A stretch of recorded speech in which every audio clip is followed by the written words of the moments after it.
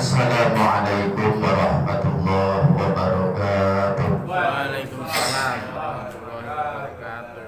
Bismillahirrahmanirrahim. Al-Fatihah. Binyatil qabul wal wusul wa ijabati kullil mas'ul wa naili kullil ma'mul wa ila hadrati sayyidina Muhammadin Rasul sallallahu alaihi wasallam wa ila ruwah jami'a abaihi wa ikhwanihi wa ahli baitihi wa ala sa'iri asba'i millatih min ahli sunnatihi wa jama'atihi wa ila arwah jami'il ulama'il amilin wal awliya'i salihin wa jami'il muallifil kutub khususan muallifil kutub allati ta'allamnaha wa 'allamnaha wa nakhussu khususan muallif hadal kitab Imam Tahir bin Saleh al-Jazairi wa jami' masyayikhina wa ustadina wa mu'addibina wa walidina wa li jami' ahli kubur fi hadihi baldah madadana bimadadihim wa a'ada alaina min barakatihim wa amtir alaina ghaitha karamatihim wa nafahatihim wa fuyudatihim fid dunya wal akhirah. Al-Fatihah.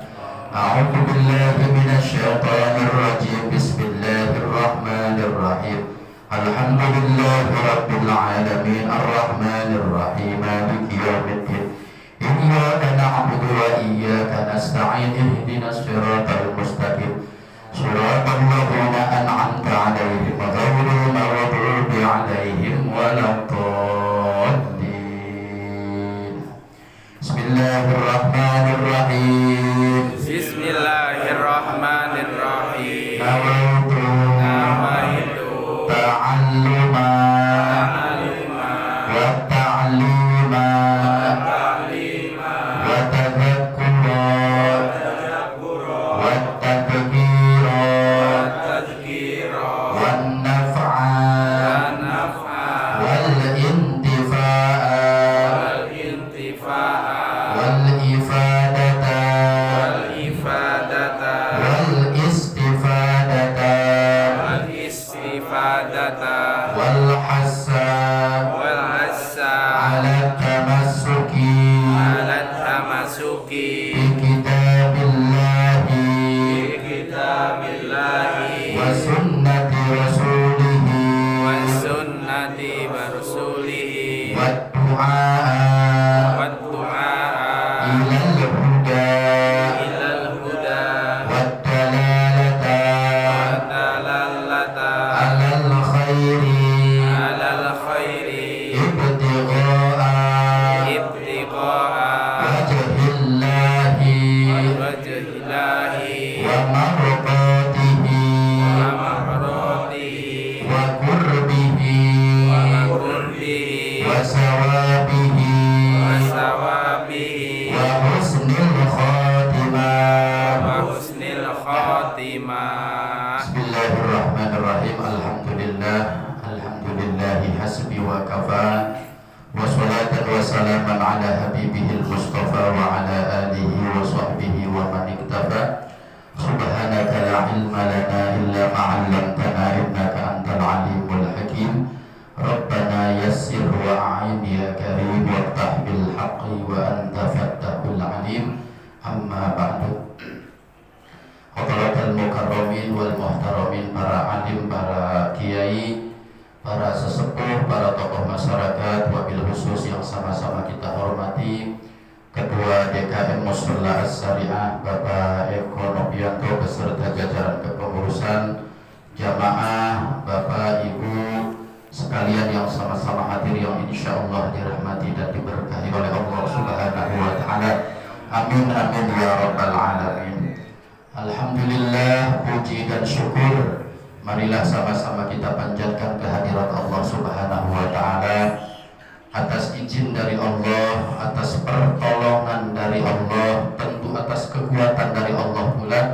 Alhamdulillah, pada malam hari ini sama-sama kita dipertemukan kembali di majelis yang mulia ini, sekaligus di bulan yang mulia. Jadi kita ada dua kemuliaan malam hari ini, majelis yang mulia plus bulan yang mulia, yaitu bulan Rajab. Udah masuk berapa ini? 4 apa 3 ya? Malam Sabtu 1, malam 3 ya? 3. Jadi alhamdulillah kita sudah masuk ke bulan mulia, tanggal ketiga bulan Rajab ya.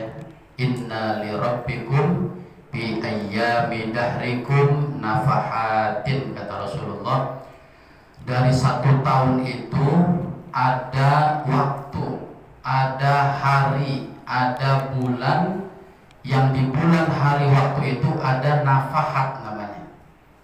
Jadi dari 365 hari itu ada waktu-waktu istimewa yang diturunkan, namanya nafahat. Nafahat itu apa? Banjir rahmat, ya. Dihembuskan kasih sayang Allah, diturunkan ampunan Allah berlipat kan. Jadi ada hari-hari istimewa dalam jangka 1 tahun, ya. Kita dikasih bocoran sama Rasulullah, salah satu dari waktu yang mulia itu dalam jangka 1 tahun ada namanya sulusul lail, sepertiga malam. Nah, ini waktu yang sangat istimewa sekali.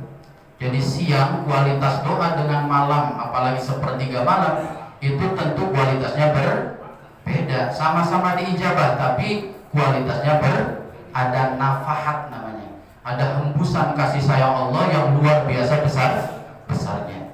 Ada lagi kita mendengar Sayyidul Ayyam. Apa Sayyidul Ayyam? Sayyidul Raja. Ayam itu apa? Raja ayam itu apa? Bukan Bangkok, ya. Sayyidul Ayyam itu hari, berarti hari paling luar biasa, rajanya hari, yaitu hari Jumat punya keistimewaan tersendiri daripada hari-hari lain. Ada nafahat namanya, ada anugerah yang berlimpah pada bulan, ya. Ada bulan Ramadan, dari 12 bulan itu ada bulan-bulan yang sengaja oleh Allah diistimewakan. Ada namanya dalam Al-Quran arba'atul hurum, ya Pak, ya. Kita sering dijelaskan oleh para guru-guru kita. Ada namanya arba'atul hurum. Dari 12 bulan itu ada 4 bulan yang diistimewakan oleh Allah.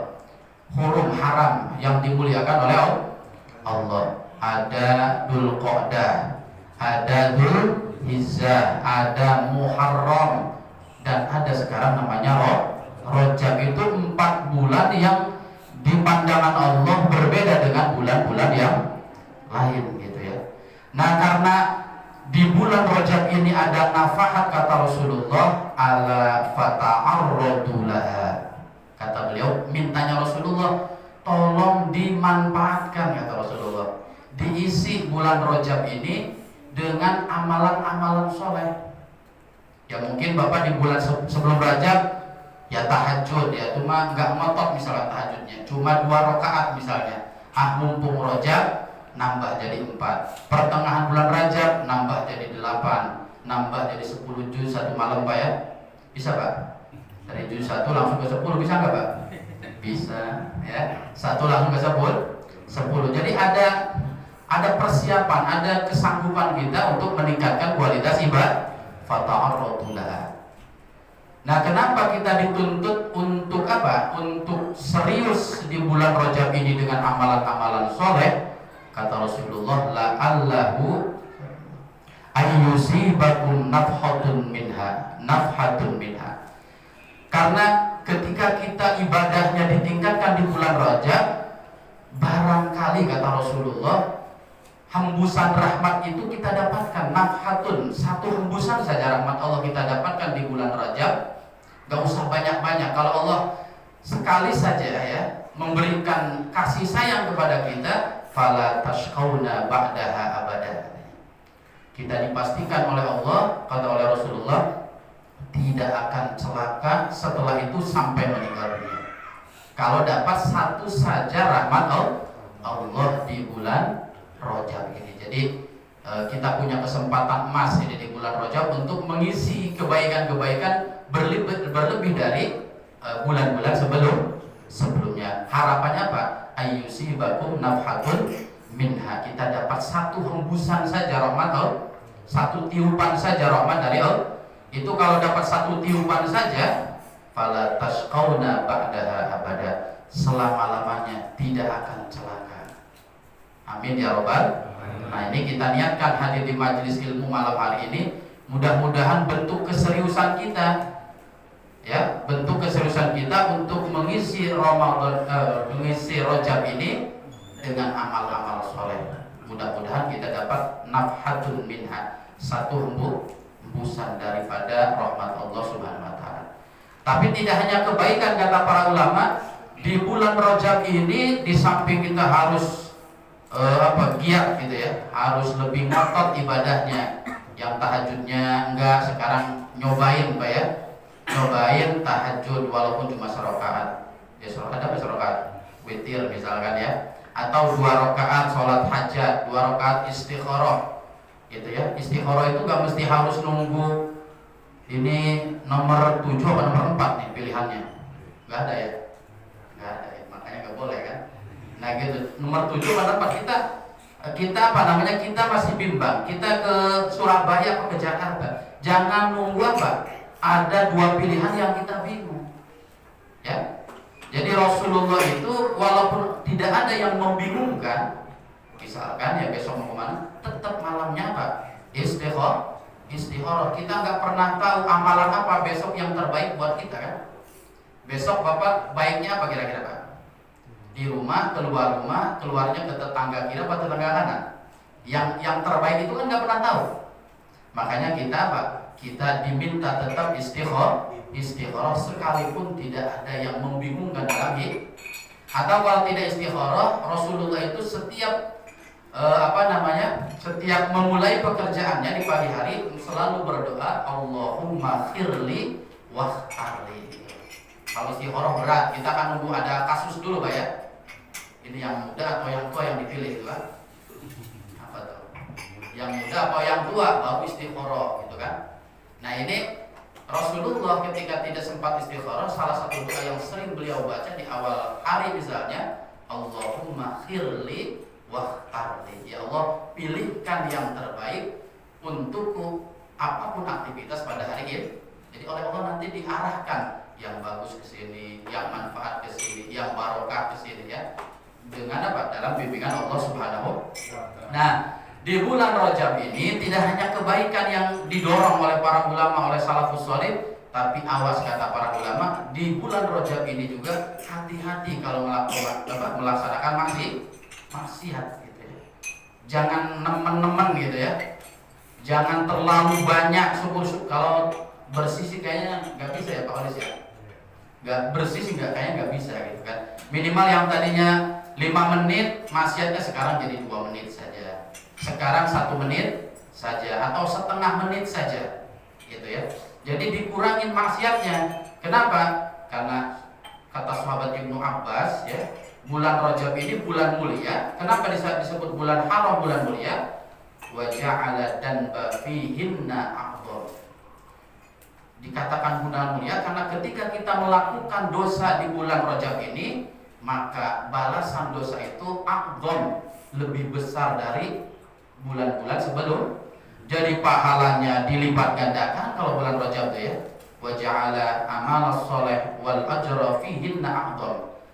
Jadi kita berbuat amal soleh dilipat gandakan, tapi harus ingat ketika maksiat pun balasannya dilipat gandakan. Nah itu mudah-mudahan kita diberikan kekuatan oleh Allah untuk mengisi bulan Rajab ini dengan amal-amal soleh ya. Sedikit-sedikit kemaksiatan, larangan-larangan Allah kita tinggalkan, sehingga nanti insya Allah dapat nafahat ya, dapat rahmat dari Allah Subhanahu wa ta'ala. Amin ya rabbal alamin. Baik jamaah, kita akan melanjutkan kajian kitab Jawahirul Kalamiyah. Kita masuk ke melanjutkan ya pembahasan kemarin, halaman 39. Halaman 39 kalau lihat saya tentang Sama'il Rasulillah, tentang sirah, masih sirah Nabina alaihi salatu wassalam. Jadi mudah-mudahan tidak bosan ini ya, masih 3 lembar ini soalnya, 3 lembar masih tentang sirah nabawiyah, tentang perjalanan hidup Rasulullah, atau yang lebih pas Sama'il ya, Sama'ilun Nabi. Sama'il itu perilaku, perangai Rasulullah. Jadi perilaku Rasulullah, akhlak Rasulullah. Nah ini akhlaknya Rasulullah tak akan habis-habis kalau kita cerita akhlak Rasulullah, udah nggak habis. Makanya ada ulama yang mengatakan maulid Nabi itu jangan nunggu Rabiul Awal. Kalau bisa tiap hari maulid itu. Karena kalau cuma tanggal 12 Rabiul Awal saja terlalu singkat untuk mengenal sosok mulia Rasulullah. Gak bisa semalam langsung kenal Rasulullah. Makanya kalau bisa ada khusus sama ilmu Muhammadiyah, kajian kitab tentang akhlak Rasulullah. Untuk apa kita belajar akhlak Rasulullah? Karena kita ini perlu panduan, Pak ya. Hidup ini perlu contoh, perlu panutan, gitu ya. Perlu panutan. Jadi setelah kita mengenal Rasulullah ini kalau dengan keluarga seperti ini, bergaul dengan sahabat seperti ini, ketika punya musibah responnya seperti apa Rasulullah, kita perlu contoh ya. Karena kalau selain Rasulullah pasti ada kurang-kurangnya, Pak ya.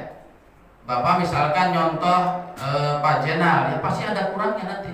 Mungkin Pak Jenal di bab A sempurna, B belum tentu, B-nya bagus belum tentu C-nya. Jadi kalau manusia biasa mengikuti itu pasti ada titik sempurna. Bahkan sekelas ulama pun, Pak ya.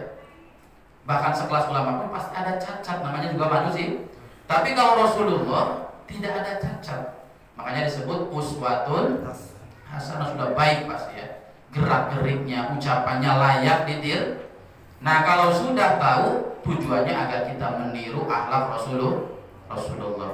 Orang yang meniru akhlak Rasulullah sudah dijamin oleh Allah dalam Al-Quran. Bapak kalau baca surat Al-Anfal ayat 64, di situ ada janji Allah kepada siapa yang mau mengenal Rasulullah lalu mengikuti akhlak Rasulullah. Gitu ya. Kata Allah bagaimana? Ya ayyuhan nabiyyu hasbukallah wa manittaba'aka minal mu'minin. Kata Allah, wahai Nabi, hidupmu akan aku cukupkan. Cukup semua Rasulullah, tidak kekurangan hidupnya. Untuk bab apa saja dicukupkan oleh Allah. Nah gitu ya. Jadi semua itu akan dicukupkan, akan ditolong Rasulullah. Siapa lagi yang ditolong oleh Allah? Tidak hanya Rasulullah. Ayat setelahnya waman ittaba'aka alladzi waman ittaba'aka minal mu'minin. Bukan hanya engkau Muhammad yang aku akan cukupkan, tapi orang-orang yang mengikutimu. Waman ittaba'aka, orang yang mengikutimu minal mu'minin, dari orang-orang yang beriman. Jadi ada dua orang makhluk Allah yang pasti dicukupi hidupnya oleh Allah. Siapa? Rasulullah dan pengikut sunnah Rasulullah. Bapak kurang gak duitnya Pak di rumah? Kurang terus gitu ya. Apalagi kalau ibunya yang ditanya, udah pasti walaupun transferannya 10 ke atas ya kurang terus. Gitu kan? Nah, kenapa kurang? Karena tidak dicukupkan oleh Allah. Salah satu yang tidak penyebab kenapa kita merasa tidak cukup terus, karena kita kurang mengikuti Rasulullah. Ittiba'nya mungkin belum sempurna kepada Rasulullah Shallallahu Alaihi Wasallam. Nah, kemarin kita sudah belajar tentang jawami'ul kalam ya, tentang kesabaran Rasulullah, tentang bagaimana Rasulullah bercanda dengan para sahabat, keluarga Rasulullah. Kemudian selanjutnya halaman 39, wa kana syadidat tawadu'i. Rasulullah juga adalah pribadi yang syadidat tawadu, bukan hanya rendah hati, tapi sangat, ada syadid ya, syadid itu sangat. Jadi kita mungkin ada yang tawadu bahasa agamanya. Kalau kita kalau di Jawa itu andap asor gitu ya. Udah andap asor itu, udah di bawah. Andap kan di bawah apa ya?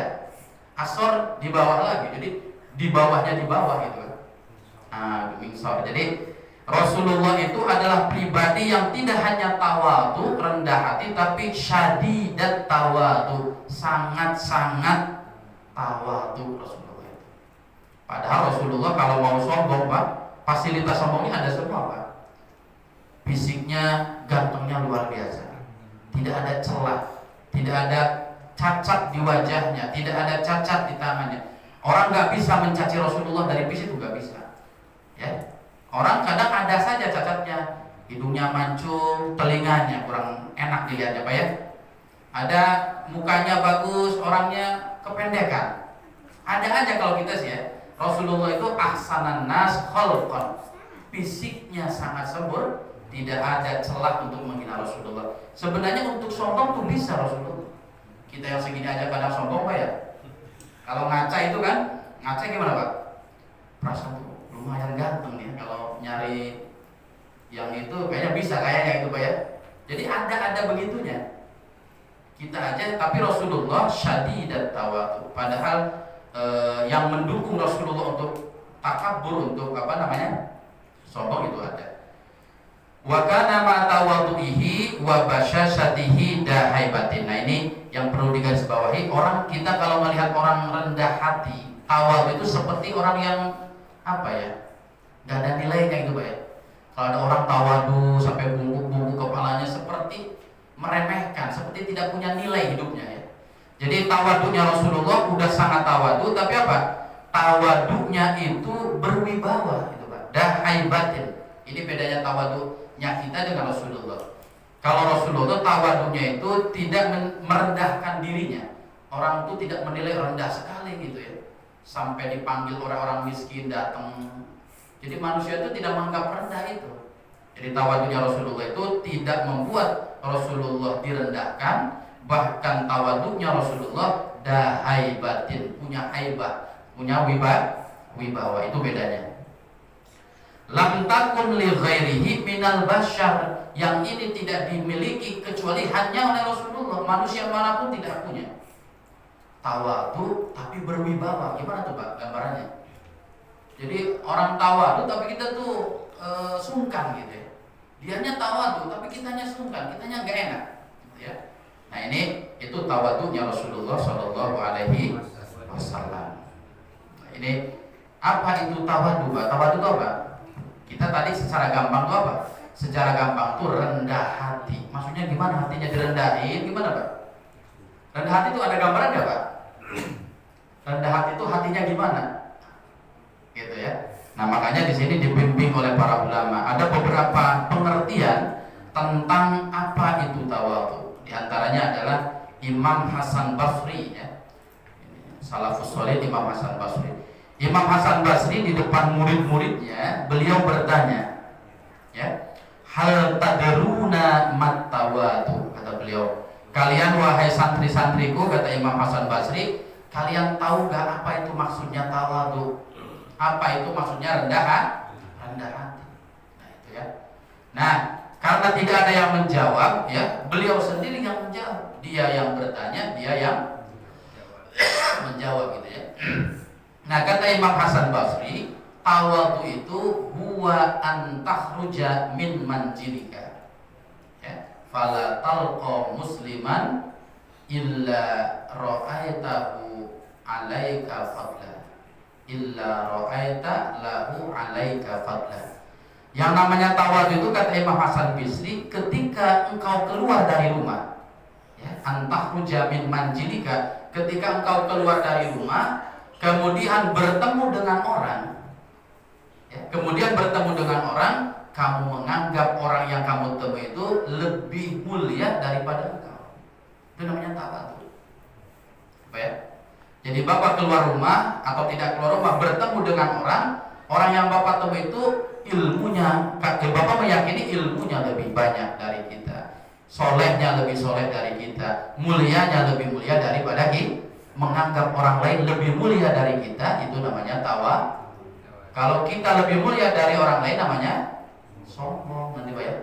Nah kebalikannya aja. Jadi ketika hati kita menganggap orang lain serba lebih dari kita, lebih kaya, lebih mulia, lebih alim, ya lebih soleh, itu berarti kita sudah memiliki namanya tawadhu. Makanya tawadhu itu nggak bisa dilihat Pak. Ada orang seperti tawadhu tapi hatinya tinggi, ada. Ada orang yang gagah kalau jalan tapi justru tawadhu. Ya. Makanya ketika zaman Rasulullah ada orang yang berpakaian gagah, berpakaian rapi. Orang-orang mengatakan, kata para sahabat, huwa minal mutakabbir. Ya Rasulullah, ada orang sombong datang tuh ya, pakaiannya necis, parlente Pak ya. Tapi kata Rasulullah, innallaha jamil yuhibbul jamal. Ya bukan orang sombong kalau begitu mah. Orang sombong itu adalah amalan hati Pak ya. Sombong itu adanya di pakaian apa di hati Pak? Di hati. Jadi yang menurut kita sepertinya dia itu rendah hati belum tentu Pak. Belum tentu. Yang sepertinya dia itu sombong gitu. Kalau ngomong kayak gimana, kalau berpakaian seperti apa, belum tentu hatinya sombong. Makanya Kita harus melatih diri kita supaya tidak sombong, harus tawadhu. Kalau ketemu yang muda, buru-buru hati kita ini apa? Oh, ini yang muda tuh berarti dia umurnya lebih muda dari saya, berarti dosanya lebih sedikit dari saya. Cari alasan biar kita mengatakan yang muda itu lebih hebat dari kita. Biar kita tahu, kita kalau melihat anak jangan merasa paling pintar dari anak. Jangan merasa paling hebat, tapi lihatlah anak kita itu lebih sedikit dosanya daripada kita. Berarti kalau lebih sedikit dosanya, dia lebih baik daripada saya. Anak saya lebih hebat dari saya, begitu ya. Ponakan saya lebih hebat dari saya, karena beranggapan bahwa dia dosanya lebih sedikit. Cari alasan apa saja kira-kira orang lain itu dianggap lebih baik daripada kita. Harus dilatih, Pak ya. Harus dilatih. Atau ketika melihat yang lebih sepuh dari kita, yang lebih tua, buru-buru ya, kita langsung berpikiran, hati kita dimanage, diatur. Oh, yang lebih tua ini umurnya lebih banyak dari kita, berarti dia lebih dulu menyembah Allah, lebih banyak pahalanya, sudah berapa kali hatam Quran dia. Kita barangkali umur yang 30 baru 14 kali, dia yang udah 60 berarti 14 kali 2 berarti kan, udah 20. Walaupun kenyataannya misalkan Pak ya, kenyataannya mungkin lebih banyak, mungkin Pak ya. Kita kan nggak pernah tahu ya, mana yang banyak. Ini dari mulai Pak Poli sampai ke sini nggak tahu mana yang paling rajin baca Qurannya, nggak tahu saya. Apakah yang lidahnya sariawan terus itu yang saking banyak gitu ya? Bisa jadi justru yang tidak sariawan apa? Itu yang paling banyak gitu ya. Jadi nggak bisa ditebak-tebak ini ahli ibadah, benar-benar ibadah, sedikit pahalanya. Yang kita anggap seperti tidak ibadah, barangkali dia tanpa kelihatan memperbanyak ibadah tanpa sebenarnya kita. Jadi cari alasan ketika melihat orang yang alim, kita jarang mencari orang alim, dia mah pinternya doang, kan kita gitu kan. Pinter mah pinter tapi orangnya, ya udah kita anggapnya orang lain lebih jelek dari kita. Yo ya. Jadi ketika ada orang alim, maka kita langsung berpikiran, oh dia diberikan titipan ilmu lebih banyak dari kita. Berarti dia dipercaya oleh Allah punya ilmu yang begitu bermanfaat. Berarti dia lebih dari saya. Ada orang bodoh, jangan langsung, wah ada orang yang jarang hadir majelis ilmu, langsung jangan buru, pasti ilmunya lebih banyak saya. Tapi apa? Orang yang bodoh itu berpotensi maksiat, kita juga yang punya ilmu berpotensi melakukan maksiat. Apa ada jaminan orang yang hadir ke majelis ilmu tidak bermaksiat? Tidak ada jaminan, tapi ada rem biasanya Pak ya. Kalau Bapak sering ke majelis ilmu itu ada. Nah, orang-orang bodoh yang lebih ilmunya sepertinya lebih rendah daripada kita beranggapan dia bisa maksiat, saya juga bisa maksiat. Tapi maksiatnya dia karena bodoh, dengan maksiatnya kita karena tahu, kira-kira hina mana di hadapan Allah? Gitu Pak ya. Dia maksiat sama Allah, tapi maksiatnya karena nggak tahu ini haram, ini tidak boleh, nggak tahu karena nggak ngaji, nggak tahu ilmunya. Bapak tahu tapi tetap dilakukan, kira-kira jahatan mana Pak? Nah gitu kan, itu namanya pinter keblinger gitu ya. Ya saya sering contohkan, kalau ada orang buta yang nyemplung ke sumur, jelek gak? Jelek. Tapi kalau ada orang matanya sehat nyemplung ke sumur juga, kira-kira gimana ini? Payahan mana itu kalau begitu? Ya orang buta mah pantas nyemplung ke sumur, gak ada yang nuntun, gak tahu kalau di depan ada sumur.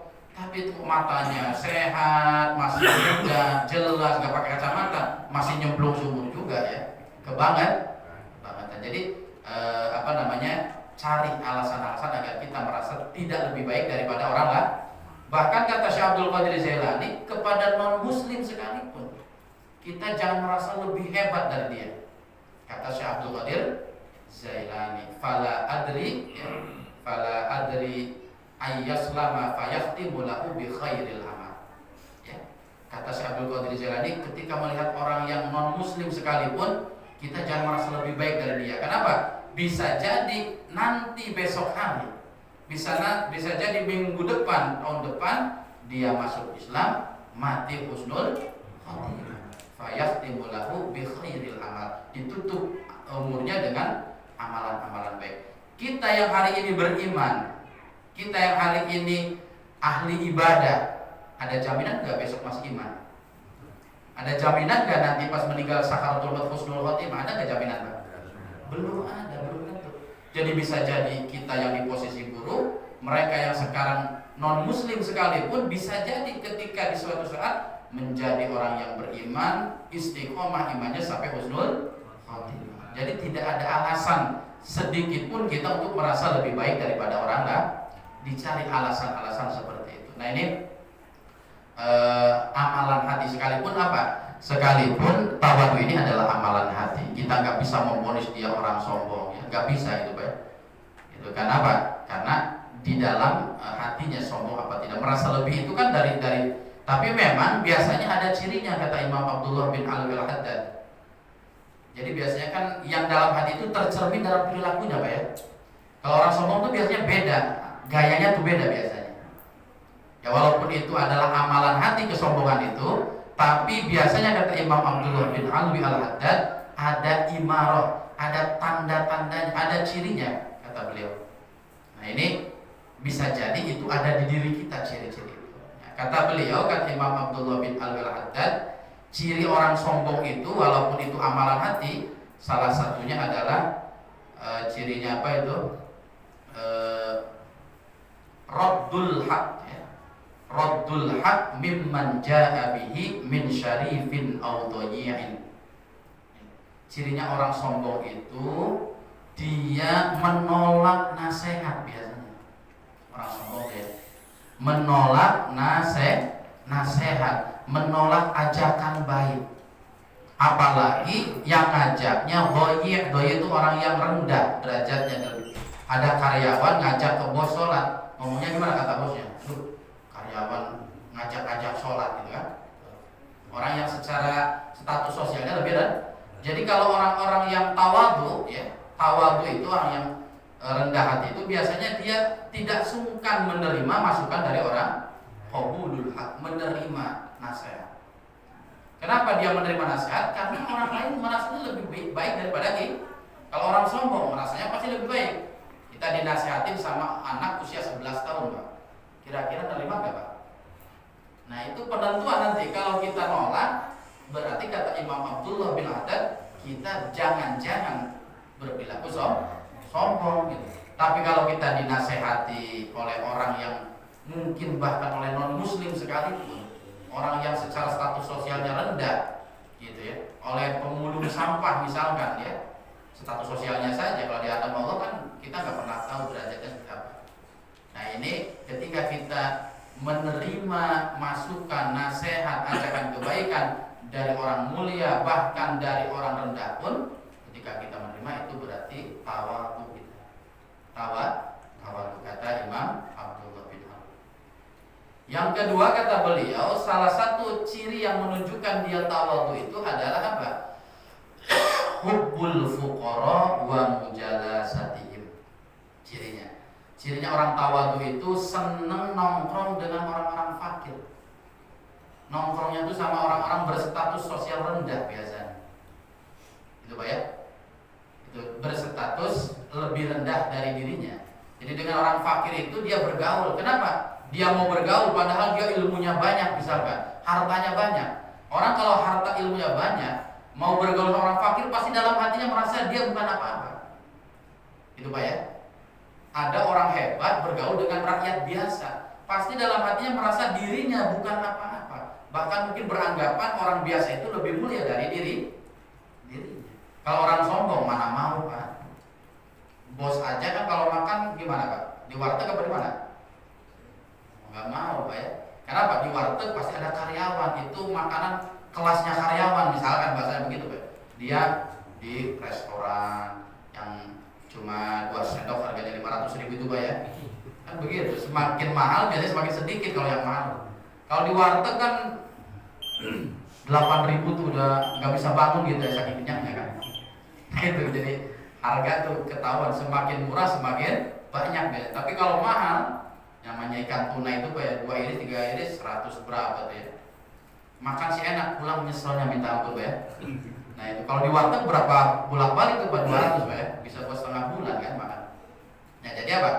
Jadi semakin kita senang bergaul dengan orang fakir, orang yang statusnya rendah, itu bisa menumbuhkan tawadu. Kenapa? Berarti kita bergaul dengan mereka itu merasa diri kita ini bukan siapa-siapa. Diri kita ini tidak lebih baik daripada dia. Dan Rasulullah melakukan itu, Pak ya. Apa kalau baca berjanji itu ada apa itu dalam wa hubbul fuqara'i wal masakin wa yajlisu ma'ahum, Rasulullah itu ya. Jadi karakternya Rasulullah, Imam Ja'far Al-Barjanji itu menjelaskan Rasulullah itu wa yajlisu ma'ahum. Beliau ini setiap hari duduk dengan orang-orang fakir. Padahal dia itu asroful anbiya, nabi paling hebat, bahkan asroful khalqi, manusia paling mulia, tapi mau-maunya bergaul dengan orang-orang kaya. Kenapa? Rasulullah tidak merasa lebih baik dari orang fakir gitu ya. Bisa jadi orang fakir lebih baik dari dirinya. Jadi selalu menganggap orang lain lebih baik. Itu ciri daripada orang tawadhu. Yang terakhir, ciri orang tawadhu itu adalah kamalul qiyam ala huquqil ikhwan. Jadi cirinya apa? Orang tawadhu itu cirinya dia enteng tangan gitu, Pak. Seneng bantu orang. Nggak milah-milih kalau bantu orang tuh, Pak. Mau yang derajatnya sama dengan dia, mau yang kaya, mau yang miskin, dia bantu orang tuh enteng tangannya. Ya, enteng tangan, dan ketika dia dibantu, dia tidak sungkan berterima kasih. Gitu ya. Jadi kalau orang gampang bantu orang, kalau dia dibantu orang berterima kasih, itu tandanya dalam hatinya tidak ada rasa kesombongan. Kalau dia ada kesombongan, ngebantu orang miskin buat apa? Saya bantu yang teman kerja aja, rekan kerja yang selevel saja. Ngapain saya bergaul membantu orang-orang yang di bawah level diri? Karena di hatinya sudah merasa tinggi. Jadi semakin tawadhunya bagus, dia semakin tidak milah-milih membantu orang. Karena apa? Semua pun lebih baik daripada dirinya gitu kan. Mau orang yang rendah status sosialnya, mau yang tinggi status sosialnya, dia tidak akan milah-milih. Dan ketika dia dibantu oleh orang lain, dia berterima kasih. Bahkan kepada fakir miskin yang membantu dia mengucapkan terima kasih. Karena apa? Ya ngerasa orang lain berbuat baik kepada dirinya, dia berarti lebih baik dari diri. Jadi tiga inilah, kata Imam Abdullah, ciri daripada orang tawadhu. Dia tidak sungkan menerima masukan dari orang lain, bahkan dari orang rendah sekalipun. Dia senang bergaul dengan orang-orang fakir, ya, bergaul, kemudian bersosial dengan orang fakir. Yang terakhir, dia tidak sungkan menolong siapa saja dan tidak sungkan, ya, tidak berat berterima kasih. Nah, untuk teladan tawadhu ini tidak ada lain kecuali Rasulullah, Pak ya. Jadi yang paling layak diikuti tawadhunya ya Rasulullah Shallallahu Alaihi Wasallam. Karena tadi uswatun hasanah Rasulullah itu, ya, uswatun hasanah. Jadi teladan yang baik, ya. Teladan yang baik termasuk tawadhunya. Ya, Rasulullah itu dalam Syama'il, ya, dalam kitab-kitab akhlak Rasulullah itu sering diceritakan banyak betapa tawadhunya Rasulullah. Ada sahabat Nabi namanya Hudzaifah Al-Yamani, ya. Jadi sahabat Hudzaifah Al-Yamani ini suatu hari mau mandi dari rumahnya ke sumur, di sebuah kampung ke sumur. Pas datang ke sumur sudah didului oleh Rasulullah, Pak. Rasulullah juga nggak melulu mandi di dalam rumah misalkan. Sesekali kalau kita lagi kecil dulu, Pak ya, kan sering mandi di sumur, bahkan di kali gitu kan. Kalau anak-anak kita sekarang mana mau, Pak, ya sumur juga ditutup semua sekarang, Pak ya. Zaman kita kecil mah masih di kali, di balong, di kolam itu masih ramai mandi itu ya. Nah, jadi ketika Hudzaifah Al-Yamani mau mandi, sudah ada Rasulullah di sana. Tapi Rasulullah seperti kebingungan mau mandi. Kenapa? Karena tidak ada satir, tidak ada penghalang, penutup. Iya gitu, tidak ada hijab gitulah. Kata Rasulullah, ini gimana saya mandi? Kalau mandi terbuka gitu kan, nanti ada yang melihat. Kalau bajunya dibasahin nanti pulang gimana? Serba salah. Akhirnya oleh Hudzaifah Al-Yamani dicarikan seperti bahan pakaian gitu ya, atau apa saja penutup. Nah, ketika itu apa?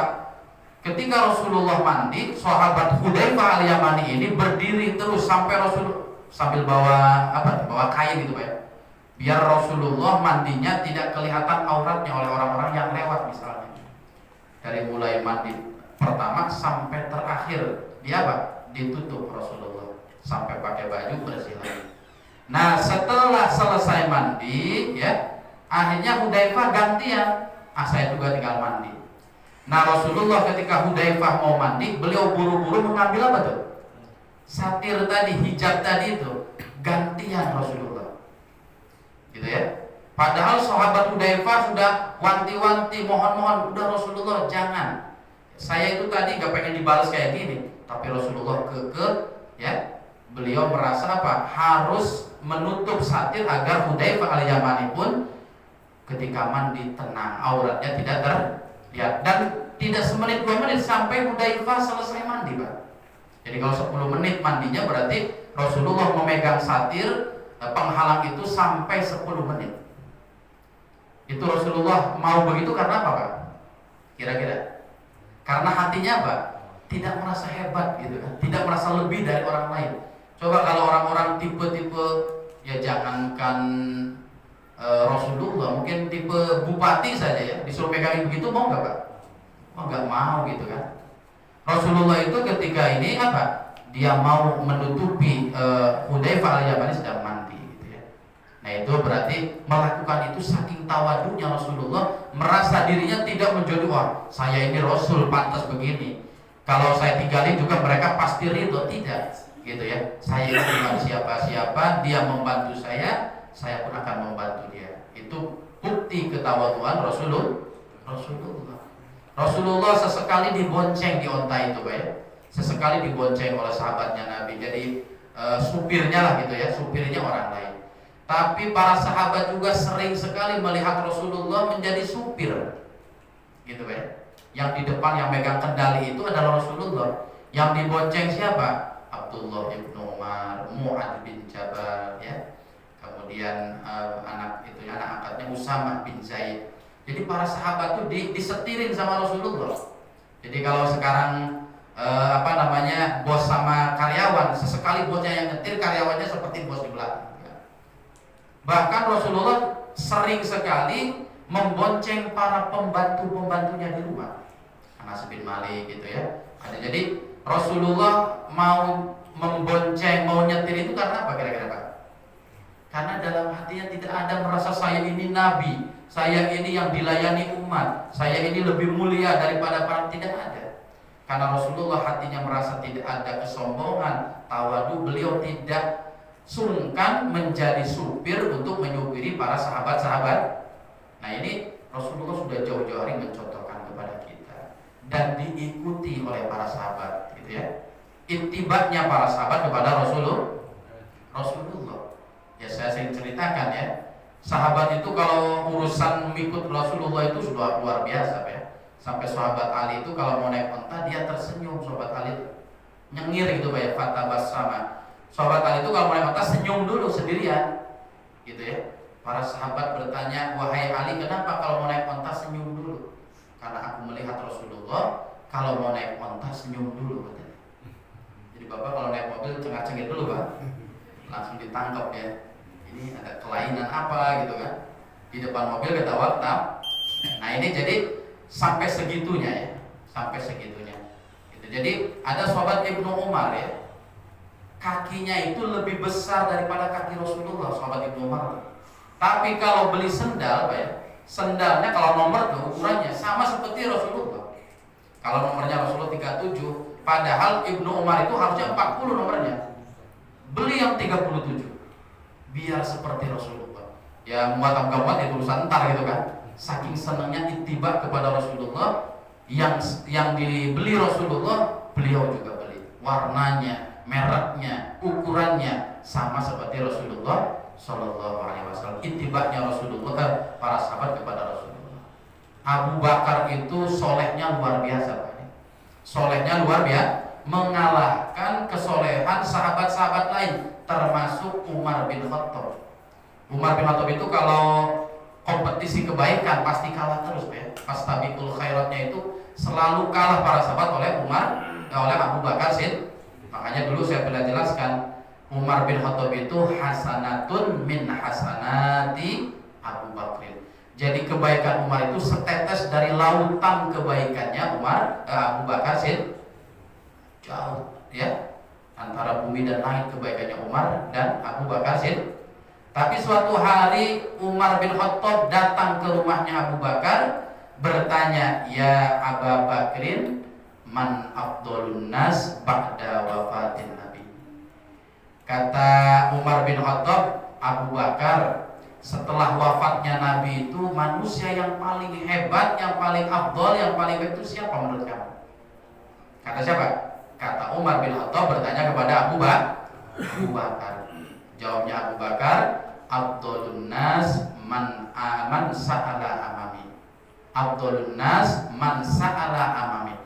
Manusia yang paling baik setelah wafat Rasulullah adalah orang yang bertanya hari ini di depan saya. Siapa Pak? Umar bin Khattab. Padahal sudah jelas hadisnya tidak ada yang bisa mengalahkan kebaikannya Abu Bakar. Itu wahyunya Jibril kepada Rasulullah, ya. Tapi mengatakan apa Abu Bakar? Yang paling mulia man sa'ala amami, orang yang bertanya kepadaku sekarang ini, yang ada di depan. Kalau bahasa gampangnya, yang engkau yang paling hebat. Nah kalau potongan kita gimana Pak? Gitu. Wah, siapa lagi? Gua lah, gitu kan. Ilmu pesantrennya 30 tahun, kitabnya sampai serumah, gitu kan. Sampai ngelimburnya juga ngomong bahasa Arab, misalkan ya. Bukan gitu orang. Jadi kita ini langsung fokus kepada kehebatan diri kita, gitu ya. Nah ini jadi Abu Bakar itu seperti itu. Jadi Abu Bakar itu ketika apa? Ketika ditanya selalu menganggap orang lain lebih baik daripada dirinya. Itu ditiru oleh para sahabat, ditiru oleh para ulama, oleh kiai-kiai kita, oleh guru-guru kita. Saya sering cerita, barangkali masih ingat. Guru saya Habib Muhammad, ya, Habib di Cirebon Jagasatru itu. Kalau beliau ceramah itu, beliau itu paling tidak suka kalau dikasih begini-begini, nggak mau nih Pak. Kalau ngaji ada bantal seperti raja itu nggak mau. Jadi ngelihat santrinya, kalau santrinya nggak pada apa-apa, ya dia pengennya kayak itu. Jadi nggak ingin diistimewakan gitu. Kalau habis ceramah oleh tuan rumahnya dikasih teh manis, ya, sementara yang berkumpulnya air putih, beliau tidak mau minum teh manis, gitu ya. Kalau saya teh manis, ya yang di depan saya harus teh manis semua. Karena apa? Merasa dirinya bukan siapa-siapa. Saya ini sama seperti orang lain. Jadi dikasih tempat-tempat begini, beliau tuh nggak mau. Jadi kalau ngaji itu ada wadah kitab sih, tapi di bawahnya ya karpet langsung gitu, gitu ya. Tapi kalau saya kan petang-petang di sini Pak ya. Karena apa? Ya itu, idkhalus sur, nyenengin yang masak gitu Pak ya. Gimana nanti Pak Eko kapok ini beli beginian kan? Gitu, udah mesen, udah nggak seperak dua perak, nggak dipakai, gimana perasaannya kan? Nah gitu, jadi nanti niatnya beda lagi, bukan kita mau sombong-sombongan, tapi idkhalus sur, mau menyenangkan orang yang bikin ini ya. Nah itu jadi guru saya itu Habib Muhammad, itu beliau ini tidak mau kalau dibeda-bedakan gitu. Jadi kalau mau saya dikasih teh manis, orang kasih teh manis semua. Kalau orang tidak mau dikasih teh manis, ya saya air gelas saja seperti yang lain. Nah ini para ulama itu rujukannya kepada para sahabat rujukannya kepada Rasulullah SAW. Nah itu tawaduknya Rasulullah SAW. Nah kita sedikit-sedikit apa tawaduk ya. Di antaranya apa kita supaya tawaduk, kata para ulama, tadzakkuru naqaisi nafsi wa fawadil ghair. Kalau ingin tawadhu, kata para ulama, ingat-ingat kekurangan diri kita. Nawakis itu kekurangannya. Tadzakur. Jadi Bapak ketika merenung tuh ingat-ingat ilmunya seberapa banyak, gitu ya.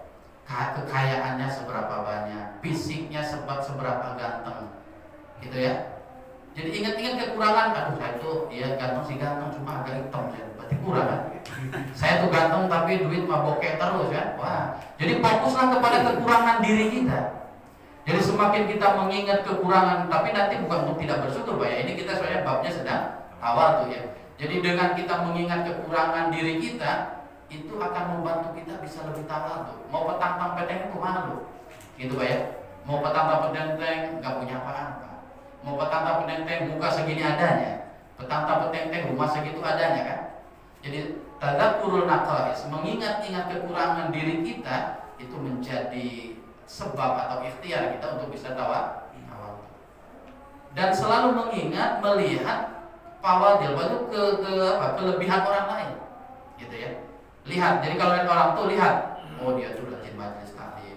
Udah jangan pikir ya di majelis taklimnya dia juga tidur dia apa? Jangan dilanjutin gitu Pak ya. Nantinya beda lagi tuh. Jadi ketika tetangga berangkat ke majelis taklim langsung kita bilang hebat ya, berangkat ke majelis taklim. Jangan apa kata orang, jangan kepo di majelis taklimnya dia paham gak sih? Amalnya nanti gimana sih kalau gitu? Jangan. Jadi ketika keluar dari majelis taklim kita langsung mengatakan dia lebih hebat dari saya karena kita tidak ke majelis taklim.